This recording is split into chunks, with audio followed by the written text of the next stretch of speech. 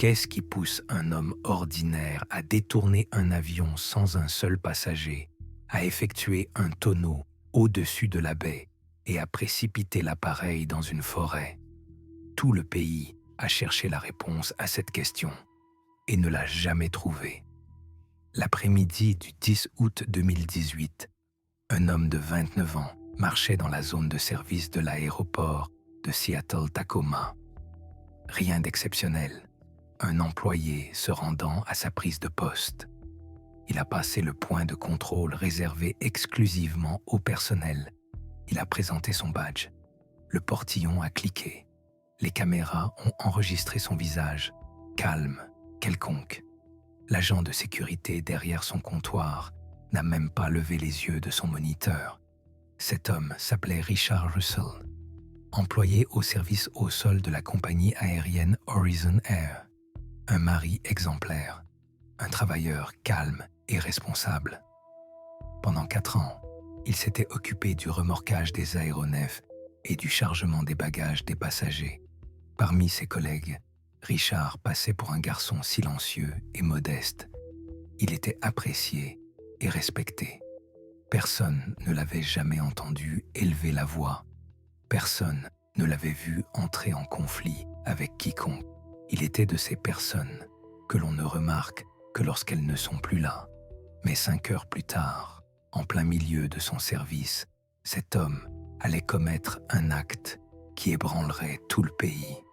Ce qui allait suivre changerait sa destinée à jamais et forcerait à revoir les protocoles de sécurité dans les aéroports de toute l'Amérique. Bien qu'à ce moment-là, pour Richard lui-même, cela n'aurait déjà plus aucune importance. Richard Russell, surnommé affectueusement Bibo dans son enfance, était né en Floride. Cependant, il avait passé la majeure partie de sa jeunesse en Alaska, où sa famille s'était installée alors qu'il était encore tout petit.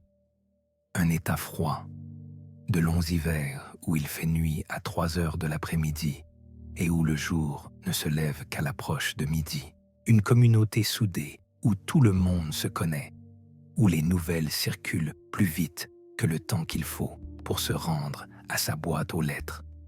À l'école, il ne se distinguait par rien de particulier. Il étudiait dans un établissement secondaire ordinaire, ni excellent élève, ni cancre, quelque part au milieu. Le genre d'élève dont les professeurs se souviennent avec difficulté en feuilletant de vieux registres. En revanche, au lycée, il s'était passionné pour le sport. Il faisait de la lutte. Il avait appris à supporter la douleur et à ne pas montrer de faiblesse. Il lançait le disque, des entraînements monotones, le même geste répété encore et encore, jusqu'à ce que le corps mémorise le mouvement mieux que la tête. Et à un moment donné, il était devenu la star de l'équipe de football américain du lycée. Un véritable athlète né de ceux qui savent encaisser les coups et ne craignent pas la compétition honnête, de ceux que l'on respecte dans les vestiaires. Lorsqu'il entrait sur le terrain, les tribunes scandaient son nom. Les parents de ses camarades de classe lui tapaient sur l'épaule sur le parking après les matchs. Dans une petite ville, cela signifie beaucoup. Lors de la soirée de remise des diplômes, Richard a prononcé un discours. Il se tenait devant une salle pleine de camarades et de parents, dans un costume probablement un peu trop grand pour lui. Et il a parlé de sport, de ce que signifie jouer honnêtement. Il a dit « Celui qui participe à une compétition et qui en respecte les règles est déjà un vainqueur. Peu importe le score affiché. Ce qui importe, c'est comment on s'est comporté pour y arriver. » La salle a applaudi. Les professeurs ont hoché la tête. Sa mère a essuyé ses yeux avec un mouchoir. Pendant toutes ces années d'école, il n'avait jamais enfreint une seule règle. Pas une seule. Aucun retard. Pas un mot d'excuse des parents pour une maladie imaginaire. Aucune triche lors d'un contrôle. C'est ce dont on se souviendra plus tard, encore et encore. Quand on essaiera de comprendre ce qui s'est passé, quand on cherchera des fissures dans cette façade impeccable, après avoir obtenu son diplôme en 2008, de sérieuses perspectives s'ouvraient au jeune homme. L'Université d'État du Dakota du Nord l'avait invité dans son équipe de football américain. Pour un garçon d'une petite ville d'Alaska, c'était une affaire d'importance, une chance, un ticket pour une autre vie. L'opportunité de devenir quelqu'un de plus que le fils du voisin qui court bien avec un ballon. Mais, malheureusement, il ne parvint pas à réitérer ses succès scolaires au niveau universitaire. La concurrence s'avéra plus rude. Ici, tous étaient les stars de leurs lycées respectifs. Les entraînements étaient épuisants. 6 heures du matin, salle de sport, fonte, puis de nouveau le terrain. Ou peut-être lui manquait-il simplement quelque chose à l'intérieur. Ce feu qui distingue les bons athlètes des grands. En 2e année, Richard abandonna ses études, silencieusement, sans scandale, sans explication. Il ramassa simplement ses affaires, les mit dans sa voiture et partit.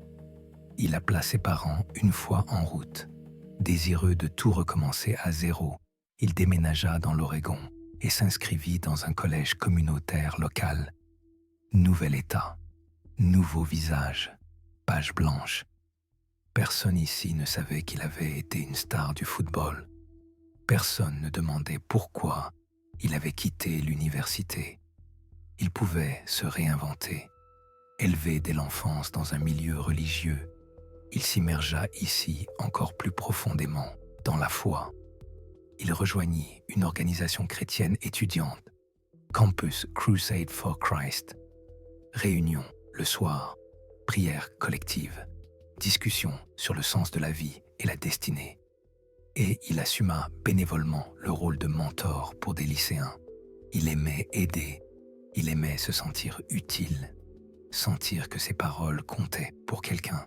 Lors de l'une de ces réunions, une soirée ordinaire, des chaises en plastique en cercle, du café de distributeur dans des gobelets en carton, une odeur de biscuits bon marché, il fit la connaissance d'une jeune femme nommée Anna. Elle était assise en face de lui, et lorsque leurs regards se croisèrent, elle sourit, simplement, sans raison. Quelque chose cliqua immédiatement entre eux. Il alla la voir après la réunion.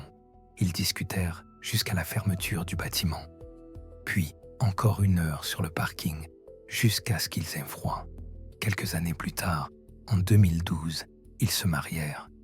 Un petit mariage, juste les proches, des visages heureux sur les photos, une robe blanche qu'elle avait cousue elle-même, des alliances pour lesquelles il avait économisé pendant 6 mois.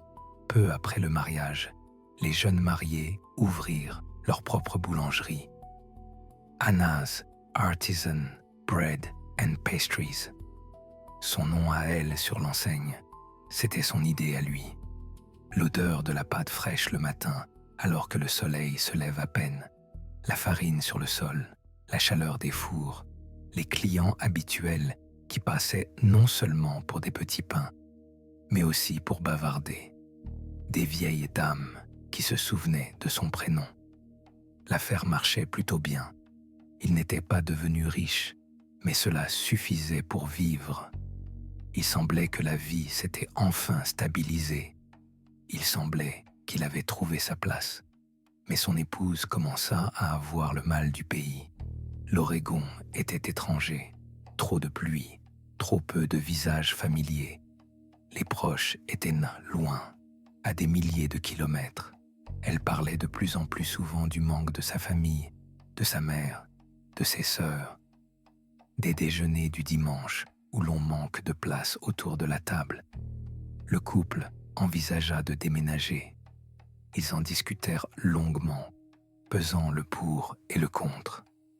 Ils tracèrent sur papier les avantages et les inconvénients. Finalement, à l'automne 2014, ils vendirent l'entreprise. Ils fermèrent la porte de la boulangerie une dernière fois et laissèrent la clé au nouveau propriétaire. Et début 2015, ils s'installèrent dans l'État de Washington, plus près de sa famille à elle. C'est à ce moment que Richard Russell fut embauché comme agent de service au sol chez Horizon Air. Il trouva du travail rapidement, la compagnie recrutait, le roulement était élevé. Il était content. À l'époque, content. Un salaire stable, une assurance médicale, un emploi du temps prévisible. Le travail s'avéra rude. Ses tâches consistaient à remorquer les avions avant le départ et après l'atterrissage, à effectuer le dégivrage des appareils et à charger les bagages des passagers. Des sacs lourds, des valises remplies à craquer avec des fermetures éclairs prêtes à lâcher, des poussettes, des skis dans des housses encombrantes, des clubs de golf. Il fallait porter tout cela à la main, par tous les temps, dans la chaleur, quand le béton brûle au point que l'air au-dessus de lui tremble, dans le froid, quand les doigts s'engourdissent, même à travers les gants, sous la pluie, quand l'uniforme est trempé jusqu'aux os dès les 10 premières minutes du service.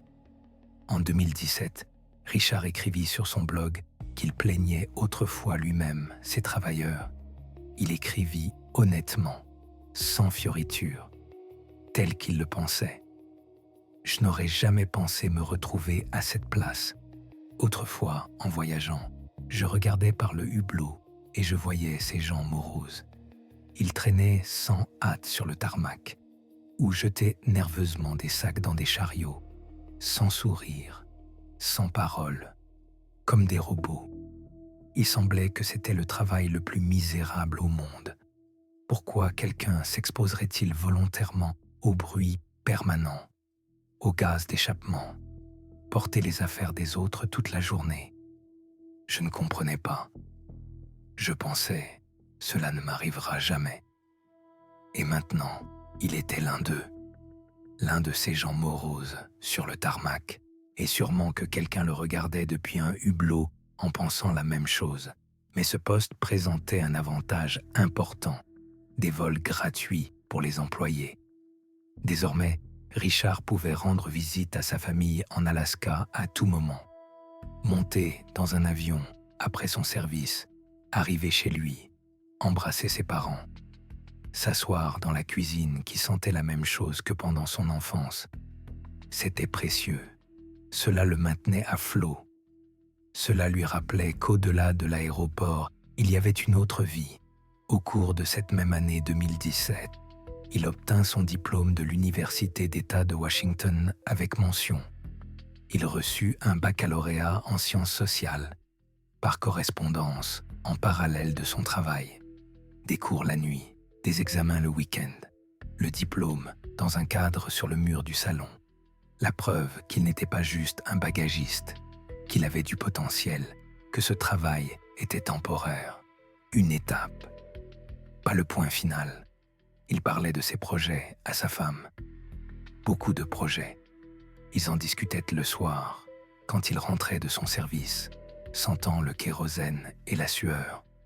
S'engager dans l'armée, on y apprécie la discipline, et il savait obéir aux règles, ou entrer dans les forces de l'ordre.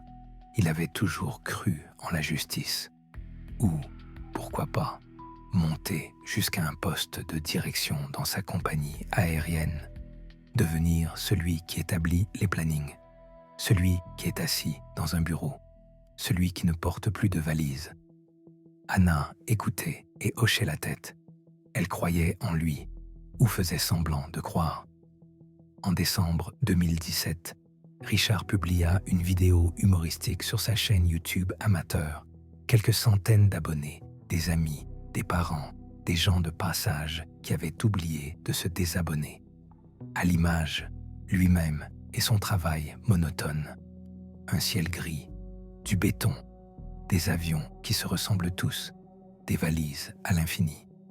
Sur une succession de scènes répétitives, on entend sa voix. « Salut, je suis Bibo Russell, je suis agent au sol. Cela signifie que je porte beaucoup de sacs, Vraiment beaucoup de sacs, une quantité incroyable de sacs. Il disait cela avec ironie, avec un sourire dans la voix. Mais derrière l'ironie se cachait autre chose, de la fatigue peut-être, ou de la déception. Plus loin dans la vidéo, on voit un selfie. Il est sous une pluie battante, la capuche rabattue sur les yeux, des gouttes coulant sur son visage, puis des images d'une tempête inondant la piste de décollage. L'eau forme des flaques jusqu'aux chevilles. Le vent courbe les arbres derrière le grillage. Les avions sont comme cloués au sol. Personne ne vole par un tel temps. D'habitude, je dois travailler dans de telles conditions. Dehors, ajoute Richard. Cela ressemblait à une plainte. Mais une plainte enveloppée dans une plaisanterie. De sorte que personne ne la prenne au sérieux. De sorte qu'il puisse dire « mais je plaisante, c'est tout ». Si quelqu'un posait la question. Dans l'ensemble, Richard, Bibeau, Russell donnaient l'impression d'un homme calme et équilibré. Ses collègues le respectaient, ses amis l'aimaient, un voyageur passionné. Grâce au vol gratuit, il avait visité des dizaines d'endroits, des photos sur les réseaux sociaux, des montagnes, des plages, des villes inconnues. Ancien athlète, toujours en bonne forme, capable encore de courir 1 mile sans s'essouffler. Ancien propriétaire de boulangerie, leader de la communauté chrétienne locale. Un homme avec un diplôme et des projets d'avenir. Personne, pas une seule personne, ne s'attendait de sa part à quoi que ce soit de soudain ou d'extraordinaire. Rien qui ressemble même de loin à ce qui allait arriver. Plus tard, quand on interrogera ses connaissances, tous diront la même chose. Je n'arrive pas à y croire, pas lui, c'est une erreur.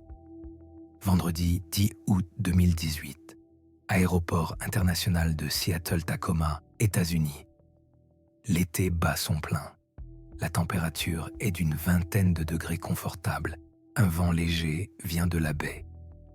Une journée de travail ordinaire, une parmi des centaines. En rien différente de celle d'hier, en rien remarquable. La vie à l'aéroport suit son cours. Certains passagers se pressent vers le comptoir d'enregistrement, traînant une valise à roulettes. Ils sont en retard pour leur vol, regardent nerveusement leur montre. D'autres boivent tranquillement un café devant la vitre panoramique, observant le tarmac. Le vol n'est que dans 3 heures. Rien ne presse. Des enfants collent leur nez contre la vitre, suivant du regard les avions qui décollent. « Maman, regarde, un gros !» Les annonces au haut-parleur, une voix de femme monotone que plus personne n'écoute depuis longtemps. Du bruit, du mouvement, la routine, une odeur de café, de parfum et de désinfectant. Un aéroport est un mécanisme bien huilé. Des centaines de personnes accomplissent leurs tâches. Chacun connaît son rôle. Chacun fait son travail. Les pilotes vérifient les instruments. Les hôtesses sourient aux passagers. Les bagagistes transportent les bagages. Les contrôleurs regardent les écrans. Et tout cela fonctionne, jour après jour, année après année, sans accroc, presque sans accroc. À 13h35, heure locale, un Q400 de la compagnie Horizon Air, en provenance de Victoria, au Canada, atterrit. Un vol court, moins d'1 heure en l'air, juste un saut au-dessus de la frontière. Le Q400 est un biturbopropulseur canadien, la bête de somme des liaisons régionales, une machine fiable, éprouvée par des milliers de vols. Cet appareil spécifique opérait sous la marque Alaska Airlines, livrée blanche et bleue. Un Esquimau sur la dérive. Le vol depuis Victoria devait être le dernier de la journée pour cet avion. Un planning est un planning. Les passagers sont sortis, ont récupéré leurs bagages et sont partis à leurs affaires. L'équipage a rempli les documents et est allé se reposer. Après cela, l'avion a été remorqué vers un stationnement éloigné, près du terminal de fret C. loin des portes d'embarquement, loin de l'agitation. Il devait y rester jusqu'au matin, vide, silencieux, inutile jusqu'au prochain vol. Environ 1 heure après l'atterrissage, vers 14h30, Richard Russell entre dans le bâtiment de l'aéroport. Un service ordinaire, une journée ordinaire, rien de spécial. Il passe par le point de contrôle de service. Il présente son badge professionnel, une carte avec sa photo, avec son nom. Le portillon le laisse passer sans poser de questions. Les caméras enregistrent un visage calme, une démarche régulière. Les mains dans les poches, rien de suspect, rien qui n'attirerait l'attention de la sécurité. Utilisant son badge, il sort sur le tarmac, la chaleur, le béton réfléchit le soleil. Une odeur de kérosène. Il y est habitué depuis longtemps. Il ne la remarque plus. Le vrombissement des moteurs au loin. Un autre vol décolle. Richard se dirige vers le terminal C, vers ce fameux Q400 venu de Victoria. Il ne se presse pas. Il marche comme il a marché 1000 fois auparavant. Selon le planning, l'appareil ne devait redécoller que le lendemain. Le premier vol, le matin. Jusque-là, presque 24 heures. L'avion se tenait à l'écart, en retrait. Le personnel ne lui prêtait pas d'attention particulière. Pourquoi faire? Il ne va nulle part. Il est juste stationné. Un avion parmi des dizaines sur le parking. Richard a attendu le moment où il n'y avait personne aux alentours. Il a regardé autour de lui. S'est assuré qu'on ne le voyait pas. Les collègues sont occupés à leurs tâches. L'un décharge un autre appareil, l'autre boit de l'eau à l'ombre, un autre regarde son téléphone. Personne ne le regarde. Puis, il s'est assis au volant du tracteur attelé à l'avion. Une petite machine jaune qu'il avait conduite des centaines de fois. Tout est habituel, tout est familier.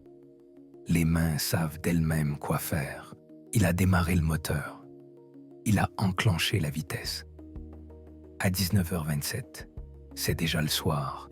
Le soleil décline vers l'horizon. Les ombres s'allongent. Il a fait pivoter l'avion de 180 degrés, le nez vers la piste de décollage, lentement, prudemment, comme s'il faisait simplement son travail, comme si cela faisait partie du plan. Une maintenance technique, un transfert. Ensuite, il a détaché le tracteur, le clic de l'attelage. L'avion, par inertie, a roulé vers l'avant. Quelques mètres. Il s'est arrêté, s'est figé sur le béton.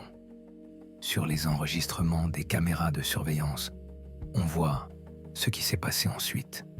La qualité n'est pas idéale, image granuleuse, angle pas très heureux. Mais on en voit assez.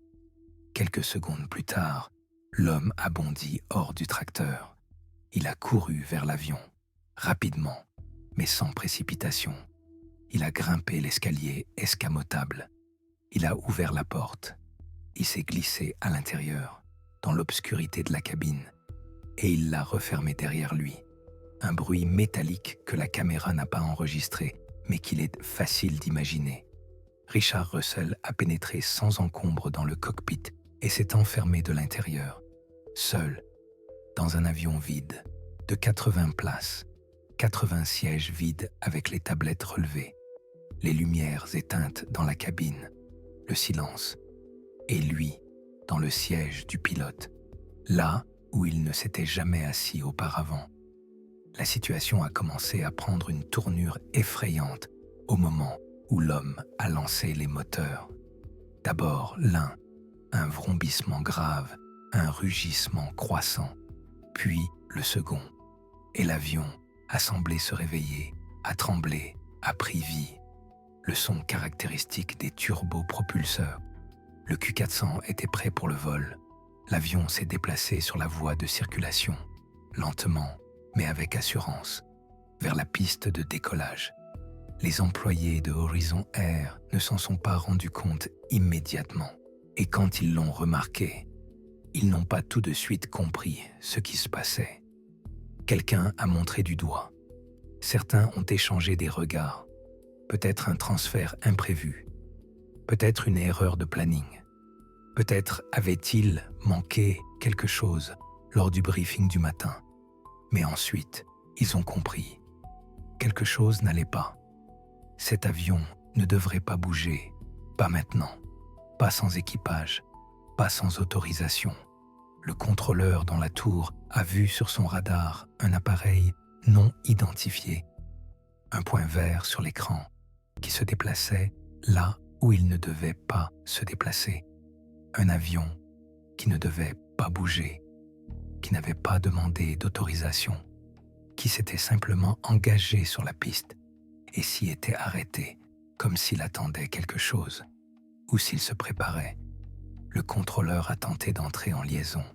Protocole standard, phrase standard, la voix professionnellement calme, sans émotion. Silence.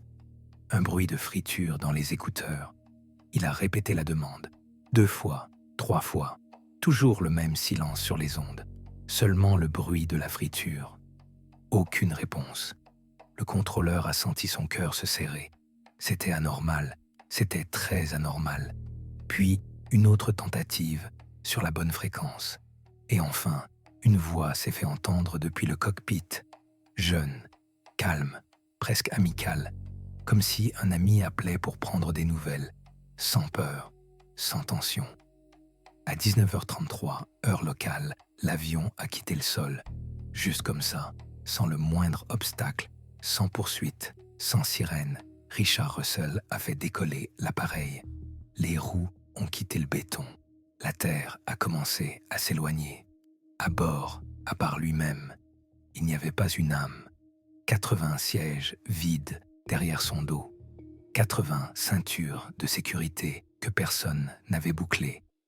À la radio, il s'est présenté simplement, brièvement, sans nom de famille, sans titre.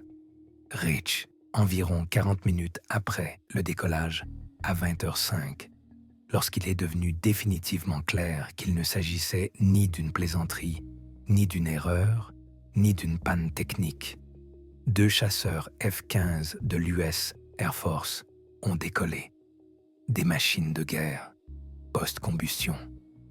Un rugissement de moteur audible à des kilomètres.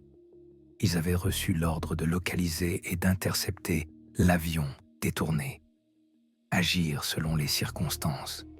Les chasseurs ont pris de l'altitude en quelques minutes.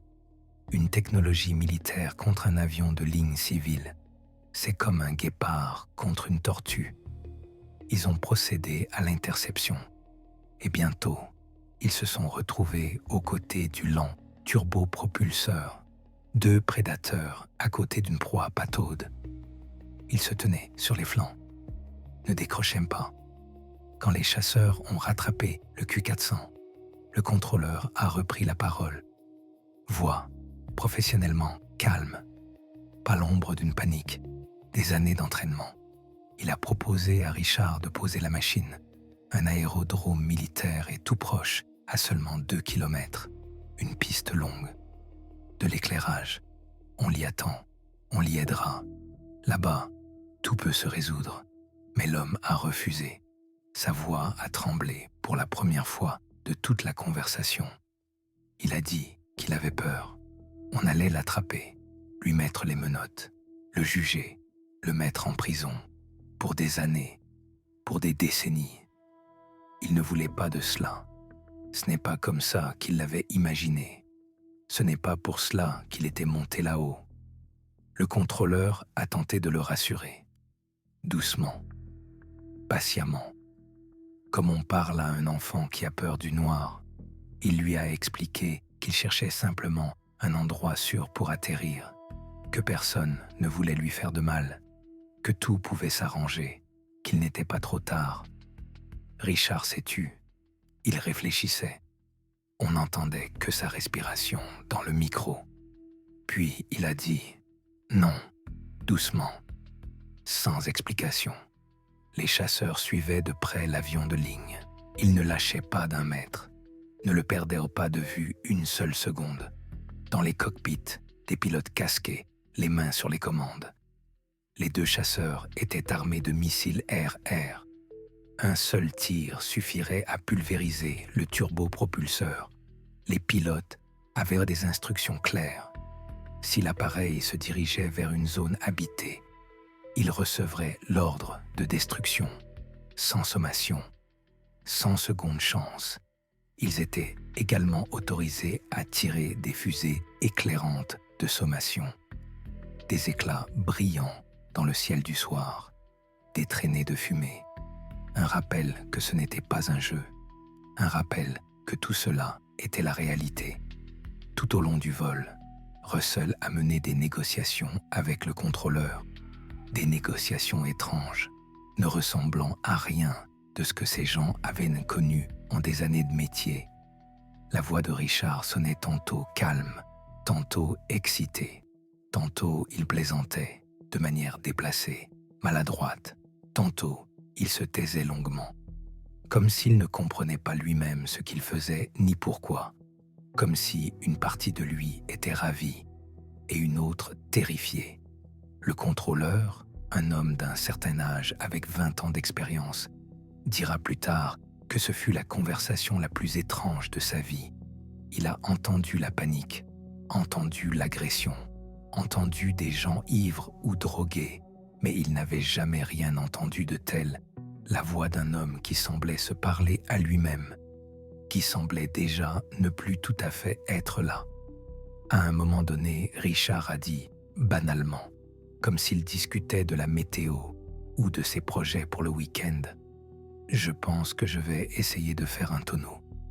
Si ça réussit, je piquerai du nez et j'en finirai là. » Un tonneau, une figure de voltige aérienne, sur un turbopropulseur de passagers qui n'est absolument pas conçu pour cela, qui n'a pas été créé pour de telles contraintes, exécuté par un homme qui n'a jamais appris à piloter, qui ne s'était jamais assis dans un siège de pilote avant ce soir, sans atteindre la limite des capacités de l'avion, par un miracle quelconque, par une chance incroyable. L'homme a brusquement dirigé le nez vers le bas. La terre a foncé à sa rencontre. L'eau de la baie, ressemblant d'en haut à un miroir sombre. Les secondes se sont étirées, le temps a ralenti, et puis, un coup sec vers soi, le manche contre la poitrine, et il a réussi à sortir du piquet, à redresser la machine, à continuer le vol. Les ailes tremblaient sous la surcharge, la carlingue grinçait, mais elle tenait. Il était vivant, l'avion était intact, pour l'instant. Et puis, survolant la baie de Puget Sound, l'appareil a accompli quelque chose de tout à fait incroyable. Un tonneau complet, une rotation de 360 degrés autour de l'axe longitudinal, à une hauteur de quelques mètres au-dessus de l'eau, si bas qu'il semblait que l'aile allait toucher les vagues d'un instant à l'autre, les reflets du soleil sur la surface, l'aile fendant l'air, le monde se retournant sans dessus-dessous, puis revenant à l'endroit. Comment il avait fait cela? Personne ne le comprit plus tard, ni les experts qui étudient les catastrophes aériennes depuis des années, ni les pilotes avec 30 ans de métier qui en ont vu de toutes les couleurs, ni les instructeurs qui apprennent à voler sur ces machines et connaissent leur capacité par cœur. Le Q400 n'aurait pas dû supporter une telle manœuvre, mais il a tenu, comme si l'avion lui-même avait voulu voler. En effectuant de telles figures sur un turbopropulseur civil, Russell risquait de s'écraser à chaque seconde, dans l'eau. Et alors, on ne l'aurait simplement pas retrouvé, sur des quartiers résidentiels au bord de l'eau, sur des maisons, sur des rues, sur des gens, sur ceux qui, à ce moment-là, dînaient, regardaient à la télévision ou couchaient leurs enfants, sans se douter qu'une folie se déroulait au-dessus de leur tête, sans se douter que leur vie ne tenait qu'à un fil, à la décision d'un homme qu'ils n'avaient jamais vu, et ne verrait jamais. Le contrôleur a tenté une dernière fois. La voix toujours calme. Le professionnalisme reprend le dessus. Mais on y entendait maintenant autre chose. De la fatigue, ou du désespoir, ou la compréhension de comment tout cela allait finir. Pendant un instant, il a semblé que l'homme allait accepter, que le bon sens allait l'emporter, que l'instinct de conservation allait s'éveiller. Richard a prononcé « D'accord, pause, 3 secondes, 4, silence sur les ondes. » Un espoir, fragile comme du verre, et puis sa voix a changé. Elle est devenue différente, plus grave, plus sourde. Il a été envahi par la panique, ou peut-être par la clarté, une clarté terrible, définitive. La réponse a choqué tous ceux qui écoutaient la fréquence, les contrôleurs, les pilotes de chasse, tous ceux qui étaient branchés sur cette fréquence. Je ne sais pas, mec. Je ne sais pas. Je ne veux pas. J'espérais que tout s'arrêterait là. Vous comprenez?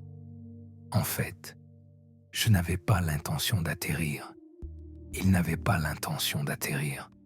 Depuis le début, il ne l'avait pas prévu. C'était un aller simple. Il le savait en montant dans l'avion. Il le savait en démarrant les moteurs. Il le savait en quittant le sol. Richard a demandé, comme en passant, comme si cela n'avait pas d'importance, s'il aurait assez de carburant pour atteindre les montagnes olympiques. Les montagnes à l'ouest, des sommets enneigés, rosissant dans la lumière du couchant. C'était beau, lointain. Peut-être voulait-il les voir une dernière fois. Peut-être pensait-il simplement tout haut. Le temps passait. Les minutes s'accumulaient en dizaines de minutes. Il paniquait de plus en plus. On l'entendait à sa voix. Sa respiration s'est accélérée. Ses mots s'embrouillaient. Le soleil se couchait à l'horizon. Le ciel est devenu orange, puis pourpre, puis bleu foncé. Les premières étoiles sont apparues à l'est, et le carburant dans les réservoirs touchait à sa fin. L'aiguille de la jauge rampait inexorablement vers le zéro. Zone rouge, témoin clignotant. Sa voix devenait de plus en plus sombre. Les plaisanteries et la bravade des premières minutes s'étaient envolées. L'excitation du vol avait disparu. Désormais, il n'y avait plus que du désespoir sur les ondes. Un désespoir nu, sans phare. La voix d'un homme qui comprenait qu'il n'y avait pas de retour en arrière. Après avoir volé encore un peu, au-dessus de l'eau, au-dessus des îles, au-dessus des rares lumières sur la rive, au-dessus de la vie qui continuait en bas sans lui, il a ajouté « Il y a beaucoup de gens pour qui je compte. Ils seront déçus d'apprendre ce que j'ai fait. Je voudrais demander pardon à chacun d'entre eux. » Une pause, une respiration lourde dans le micro, le bruit des moteurs en fond. Je ne suis qu'un mec brisé. Brisé, c'est ce qu'il a dit. Brisé, pas fou, pas méchant, pas désespéré. Brisé, comme un objet qu'on a fait tomber et qu'on n'a pas pu réparer. Selon ses propres mots, il avait volé l'avion pour ressentir, ne serait-ce qu'un instant, le calme et la liberté dans le ciel, ce qui lui manquait sur terre, ce qu'il ne pouvait plus trouver nulle part, ni dans le travail, ni dans la famille, ni dans la foi. Seulement ici, seulement maintenant, seulement ainsi. Après avoir passé environ 70 minutes en l'air, plus d'1 heure au-dessus de la terre, seul face au ciel, aux nuages, à l'horizon s'obscurcissant, Russell a informé le contrôleur. L'un des moteurs cale, panne de carburant.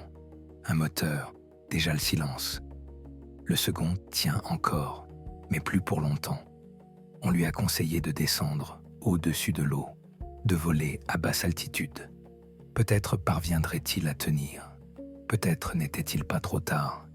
Peut-être y avait-il une chance. Ce furent les derniers échanges. Après cela, le silence.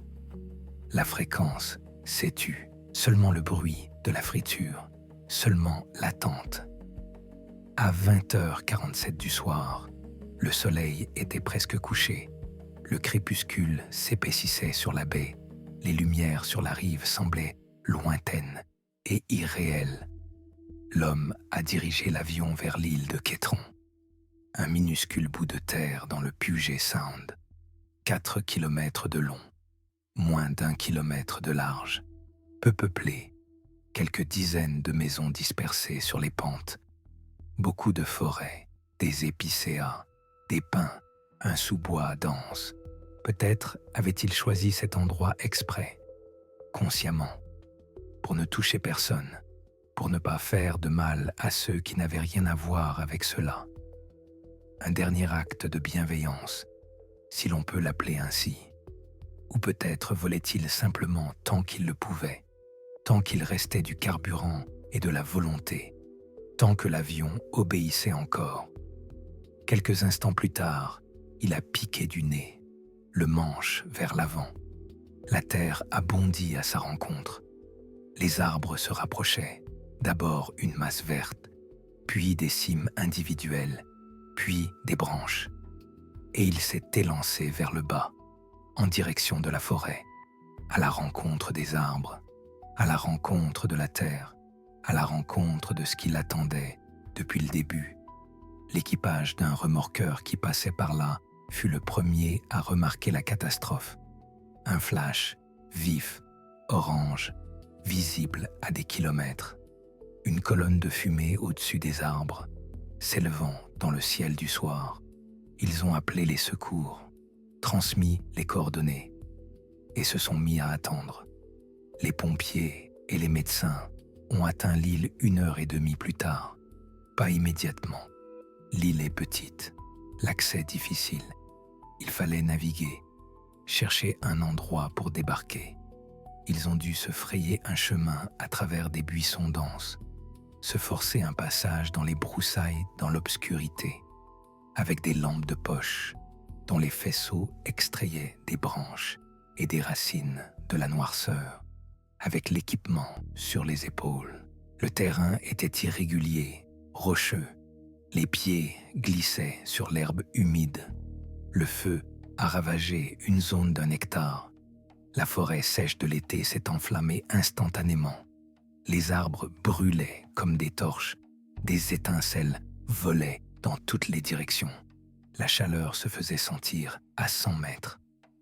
L'incendie n'a pu être maîtrisé qu'au matin du lendemain, quand le jour s'était levé et que l'ampleur des dégâts était devenue visible.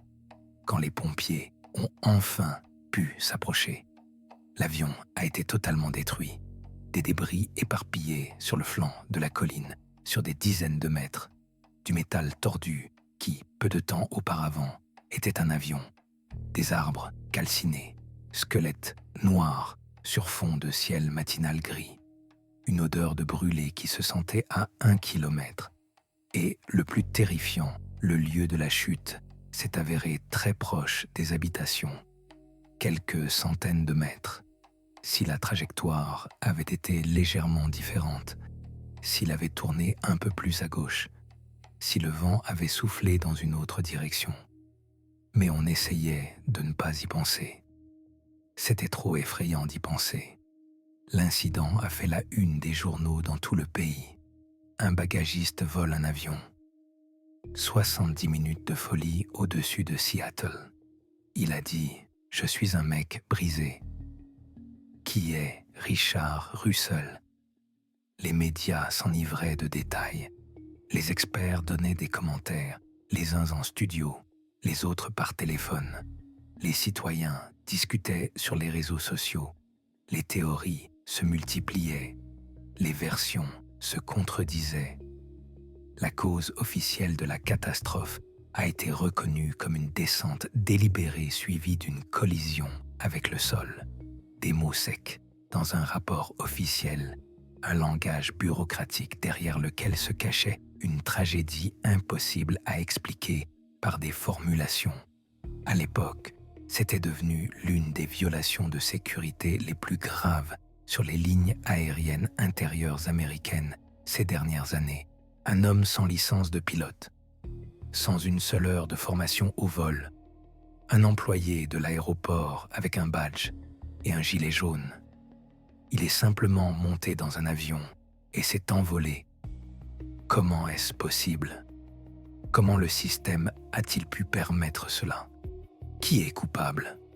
Le public était sous le choc, car ce n'était pas l'œuvre d'un terroriste à barbe et aux yeux fous, pas un psychopathe au passé criminel et aux antécédents de violence, mais un jeune homme tranquille de 29 ans, un employé de compagnie aérienne qui, pendant 4 ans, avait transporté des valises, un bon mari qui aimait sa femme, un homme que tout le monde aimait, un homme que personne ne comprenait. D'après les échanges avec le contrôleur, il était clair que Richard comprenait que c'était son dernier vol. Il le savait depuis le début. En montant dans l'avion, en démarrant les moteurs, en quittant le sol et en voyant l'aéroport rétrécir en bas, il le savait. Et il a décollé quand même. Selon le FBI, Richard Russell est mort de blessures multiples lors de l'impact avec le sol. Une mort instantanée, si cela peut être une quelconque consolation. Il a mis fin à ses jours lui-même. Il a choisi cette voie lui-même, laissant le pays dans l'incompréhension. Et une question à laquelle personne n'a jamais pu répondre. Qu'est-ce qui a pu pousser cet homme ordinaire, normal, tranquille, à un acte aussi radical? Au travail, on l'aimait. Tout le monde le répétait, les collègues, la direction, les connaissances de passage qu'il croisait dans les couloirs. Comme beaucoup, il se plaignait du salaire et des conditions de travail. 14 $ de l'heure, moins que ce qu'on paie dans certains cafés. Un travail physique pénible qui fait mal au dos et aux épaules. La chaleur en été, quand l'uniforme colle au corps. Le froid en hiver, quand les doigts ne se plient plus. La pluie qui tombe pendant des semaines. Mais il n'y avait rien d'inhabituel dans ces plaintes. Tout le monde se plaignait ainsi, chaque jour, dans les fumoirs et les vestiaires. Cependant, un pilote d'Horizon Air s'est souvenu plus tard de quelques épisodes étranges, des détails qui ne semblèrent pas importants alors, qu'il notait du coin de la conscience et oubliait aussitôt. Et puis, quand tout est arrivé, il s'en est souvenu, et ils ont semblé tout à fait différents. Un jour, Russell a montré un intérêt suspect pour la méthode de démarrage des avions. Il se tenait à côté quand le pilote effectuait la vérification avant vol. Il posait des questions, pas futiles, mais concrètes. Il regardait attentivement. Il mémorisait. Le pilote avait alors pensé « C'est un gars curieux. Il veut comprendre comment tout fonctionne. Rien de grave. » Et environ 1 an avant l'incident, ce même pilote a surpris Richard et un autre membre d'équipage dans le cockpit. L'appareil était en maintenance. Les portes étaient ouvertes. Ils étaient assis dans les sièges de pilotage, Richard à gauche, son collègue à droite, et manipulaient les commutateurs, juste comme ça, par curiosité, jouant au pilote comme des enfants, ou pas juste comme ça. Le pilote leur a fait une remarque. Ils se sont excusés, sont sortis. Cela ne s'est plus reproduit. Ou cela s'est reproduit, mais personne ne l'a vu. Pour démarrer un QQ-100, il n'y avait pas besoin de clé. L'avion ne démarrait pas comme une voiture, mais il fallait connaître la séquence. Quel bouton presser, quels interrupteurs basculer, dans quel ordre, quel voyant devait s'allumer. Richard, semble-t-il, savait. Il avait appris, il avait mémorisé. L'analyse de l'historique de ses recherches Internet a révélé que l'homme visionnait des vidéos éducatives sur le pilotage. Des vidéos sur YouTube, il y en a des milliers, des instructions, des parties de simulateurs de vol, des enregistrements depuis des cockpits de vrais avions. Il n'avait pas de licence de pilote, Pas une seule heure de formation officielle, pas d'instructeur, pas un seul vol d'entraînement. Mais il se préparait, à sa manière, secrètement, chez lui, le soir, quand sa femme pensait qu'il jouait à des jeux vidéo. Le directeur général d'Horizon Air a tenu une conférence de presse le lendemain de la catastrophe. Il se tenait devant les journalistes, fatigué, désemparé, dans un costume qui semblait être devenu trop grand pour lui. Il a dit que les manœuvres aériennes de Russell étaient incroyables. Un tonneau sur un Q400, à quelques mètres au-dessus de l'eau, sans préparation, sans expérience. C'est impossible, c'est inconcevable. Cela contredit tout ce que nous savons sur le pilotage. On ne comprend pas d'où il tirait une telle expérience. Pendant les échanges, Richard lui-même a avoué au contrôleur qu'il s'y connaissait un peu en pilotage. Grâce aux jeux vidéo, très probablement, il s'agissait de simulateurs de vol, Microsoft Flight Simulator, X-Plane, des programmes qui reproduisent le vol avec une précision effrayante, des heures et des heures devant l'ordinateur, des vols virtuels, des décollages et atterrissages virtuels, des accidents virtuels après lesquels on peut simplement appuyer sur Restart. Il s'entraînait dans sa chambre, seul, la nuit, quand toute la maison dormait. Il se préparait à un vol dont il n'avait pas l'intention de revenir. Et personne n'a rien remarqué. Certains amis et proches ont avancé une autre version. Au lycée et à l'université, Richard jouait au football américain. Un sport de contact rude où les collisions font partie du jeu. Des chocs, des plaquages, des chutes sur le sol dur, de nombreuses commotions diagnostiquées ou non. Celles après lesquelles on se repose un peu avant de retourner sur le terrain. Celles dont on ne parle à personne. Peut-être que son instabilité mentale était causée par l'encéphalopathie traumatique chronique, ETC, un mot long pour une chose terrible, une maladie neurologique qui se développe après des traumatismes crâniens répétés. On la trouve souvent chez d'anciens footballeurs, chez ceux qui jouaient dans leur jeunesse et semblaient absolument sains, chez des boxeurs qui ont disputé des centaines de combats, chez des hockeyeurs qui se sont cognés contre les balustrades toute leur carrière. Les symptômes, une dépression qui arrive sans raison, une impulsivité impossible à contrôler, des trous de mémoire, des sautes d'humeur et des pensées fatales, des voix calmes dans la tête qui disent que tout est insensé. Cette version ne pouvait être ni confirmée ni infirmée.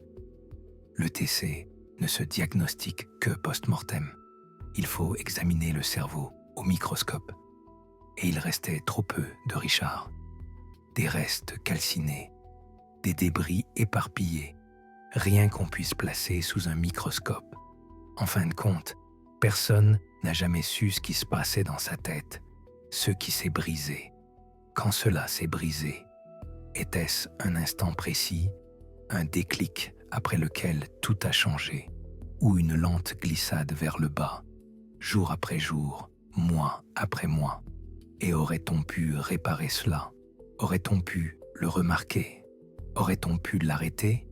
Il ne reste que les enregistrements des échanges, des fichiers audio qui ont ensuite été mis en ligne. La voix d'un jeune homme dans le casque du contrôleur, calme au début, presque joyeuse, presque insouciante, désespérée à la fin, basse, brisée, déjà plus tout à fait vivante. Je ne suis qu'un mec brisé. Ces mots ont ensuite été cités encore et encore, dans des articles, dans des documentaires, dans des podcasts qui décortiquaient cette histoire minute par minute. Ils sont devenus l'épitaphe d'un homme qui, un jour, s'était tenu devant une salle de diplômés et avait dit qu'un vainqueur est celui qui joue selon les règles, qui croyait en cela, qui vivait selon ce principe. Et puis, il a enfreint toutes les règles d'un coup, en une soirée. en un vol, au-dessus de la baie, là où le soleil se couchait derrière les montagnes. Et personne n'a jamais compris pourquoi.